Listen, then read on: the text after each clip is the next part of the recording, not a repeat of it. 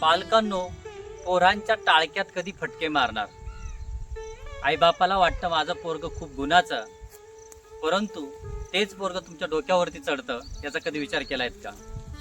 आजच्या ह्या पिढीमध्ये 4G 5G 8G येऊन पोहोचलाय, परंतु पालक खरंच आपल्या मुलांकडे लक्ष देत आहेत का? त्याच्या सर्व गरजा पूर्ण करतायत? पालक आई वडील हे आज ATM मशीन सारखे झाले.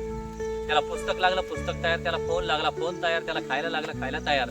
मॅगी म्हणजे विचार करा, जुन्या काळामध्ये एक काळ होता 90 पासून तर 2000 पर्यंत साधा भाकरी पासूनचा हा प्रवास कुठे पोहोचलाय? मॅगी पर्यंत पोहोचलाय, पास्त्यापर्यंत पोहोचलाय. पालकांचे हे गोडच बंगाल म्हणावं लागेल, कारण पालक मुलांची किती काळजी करतात याला म्हणतात ओव्हर पॅरेंटिंग. आज मी तुमच्या बरोबर ओव्हर पॅरेंटिंग बद्दल बोलणार आहे. आज विचार केला तर खादीची गोणी असायची जुन्या काळामध्ये, मुलांना त्या गोणीवरतून भांडणं व्हायची. पावसामध्ये घोंगटा घेण्यासाठी किंवा त्याच्यापासून एक पिशवी तयार केल्यानंतर टेलरकडे जाऊन त्या पिशवीमध्ये दप्तर न्यायचं. आमची पिढी ती होती. त्या पिढीचा प्रवास आज सॅक पर्यंत पोहोचलाय आणि ती सॅक साधी नाही, 2, 3, 4 हजाराची सॅक लागते. मग विचार करा पालकांनो, आईबापांनो, थोडे जागे व्हा. पोरं खरंच त्या प्रकारे अभ्यास करतायत का? तुम्ही किती काळजी करतायत? आमचा काळ होता तेव्हा आमचे फॉर्म भरण्यासाठी आमच्या बापाला कधी माहीत नव्हतं. तो बाप बिचारा शेतात राबत होता, रोजाना कामाला जात होता. त्याला मुलगा काय करतोय पोरानं जेव्हा सांगितलंय दादा पप्पा तर नावाची गोष्टच नव्हती, दादा मी पास झालोय, तेव्हा त्या बापाला कळायचं माझा पोरगा पास झाला. आमच्या पिढीतल्या बापाला एकच वाटायचं पोरग कॉलेजला जावं, एवढीच अपेक्षा असायची. नोकरी ही लागूच शकत नाही, कारण नोकरीला वशिला लागतो, ओळख लागते, श्रीमंताचे पोरच नोकरीला लागतात. बाप तेव्हा असा होता. शाळेत गेल्यानंतर गुरुजींना किंवा म्हणताना शिक्षकांनी सांगितलं का तुमचं पोरग जरा अगोदरपणा करतं, तर बाप त्यावेळेसच म्हणायचं याला चांगला हाताखालून काढा गुरुजी, त्याला चांगलं मारा. आत्ता कल्पना करा, आत्ताचा बाप शाळेत येतो एकच सांगतो, सर माझ्या पोराला मारायचं नाही. विचार करा त्या शिक्षकानं तुमच्या पोराला कसं तयार करायचं. छडी नावाची गोष्ट होती, तेव्हा पोरांना छड्या बसल्या तर पोरं तयार झाली. जिल्हा परिषद शाळा असू द्या, कारण त्यावेळेस फक्त जिल्हा परिषद शाळाच होती, प्रत्येकाचं अस्तित्व त्या शाळेत होतं. पण आज विचार केला तर ओव्हर पॅरेंटिंग नावाची एक म्हणताना कल्पना नाही, हा थेरम आहेत, हा सिद्धांत आहेत. प्रत्येक जण करतोय माझ्या मुलाला त्रास झाला नाही पाहिजे. प्रत्येक गावात गेल्यानंतर, कुठे पण पोहोचल्यानंतर, शहरात पोहोचल्यानंतर एकच असतं पालकांचं, माझा मुलगा इंग्लिश मिडियमला जातो, माझा मुलगा असा करतोय, असं शिक्षण घेतोय, त्यानंतर त्याच्यासाठी असं घर बांधतोय आम्ही, त्याच्यासाठी असं करून ठेवलंय. पण पालकांनो, तुमचं जगणं संपलंय तुम्हाला वाटतंय का? लग्न झालं, लग्नाच्या आधी पालकांना तुमचं स्वप्न एकच होतं, चांगलं शिक्षण घ्यायचं, शिक्षण घेतल्यानंतर नोकरी आणि स्वतःचं थोडं जगणं जगायचं. पण तुमचं जगणं त्यामध्ये संपलंय. मुलं झाल्यानंतर तुम्ही स्वतःचं जगणं संपून गेलात. साध्या भाषेत बोललं तर तुम्ही स्वतःला म्हातारे समजायला लागलात. तुमचे स्वप्न सगळ्या मुलांमध्ये बघतात, पण तीच मुलं एक दिवस तुम्हाला घराच्या बाहेर काढतात.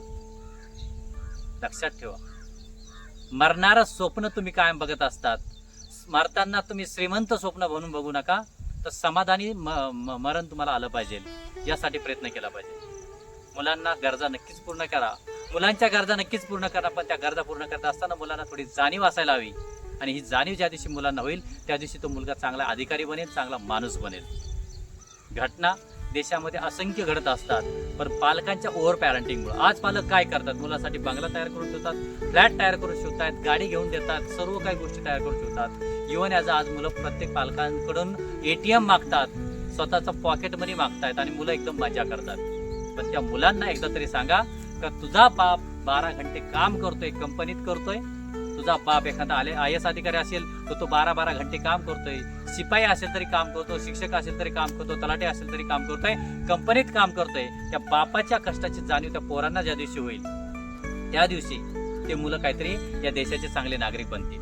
नाहीतर त्या मुलांना बिघडवण्यात सगळ्यात जास्त माझा तर आरोपच आहेत पालकांची ओव्हर पॅरेंटिंग. ही ओव्हर पॅरेंटिंग ज्या दिवशी संपेल त्या दिवशी नक्कीच मुलं काहीतरी करतील. परंतु याला जबाबदार फक्त पालकच नाही, पोरांना तुम्हाला थोडी लाज वाटली पाहिजे का माझा बाप माझी आई शेतकऱ्याचं पोरग. तर विचार करा, अक्षरशः फाटलेल्या बनेन घालून तो बाप त्या पोराला चांगले कपडे घेऊन देतो. किंवा श्रीमंताचा असू द्या, कलेक्टरचं पोरग असू द्या किंवा गरीबाचं पोरग असू द्या, रोजंदारीवारे काम करणाऱ्या माणसाचं पोरग असू द्या, दोघंही पालकच शेवटी.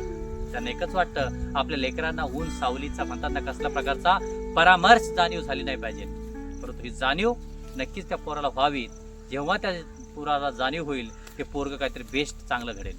आणि म्हणून आजचा हा व्हिडिओ खास करून त्या पालकांसाठी आहेत जे पालक आपल्या मुलांना जास्त ओव्हर पॅरेंटिंग करून अति काळजी करतात, त्या मुलांना स्वतःला बिघडवून देतात.